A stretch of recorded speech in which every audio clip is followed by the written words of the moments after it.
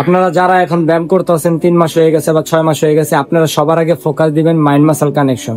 আর আপনাদের মাইন্ড গুলো যখন অ্যাক্টিভ হয়ে যাবে মাসেলের সাথে, মাসেল যে টাইমে ব্রেক হতে থাকবে আর আপনি আপনার মাসেল গুলারে একেবারে প্রপারলি ব্রেক করতে পারবেন, তখন আপনারা প্রোটিনটা নিলে অনেক কাজে দিবে। প্রোটিন বলতে যে হোয়াইট প্রোটিন নিতে হবে তেমন কিছু না, আপনারা ডিম, মুরগি, তারপরে মাছও খাইতে পারেন, সমস্যা নেই। আর যার কাছে বাজেট অনেক বেশি, অনেক টাকা আছে, সে আপনারা প্রোটিনও নিতে পারেন।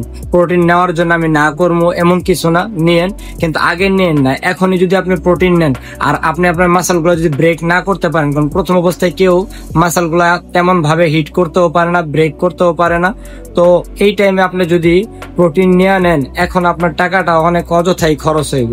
এখন আপনি ডিম বা মুরগি বা মাছ এইসব খাইয়াও আপনার জিম গুলো আপনি কমপ্লিট করতে পারবেন।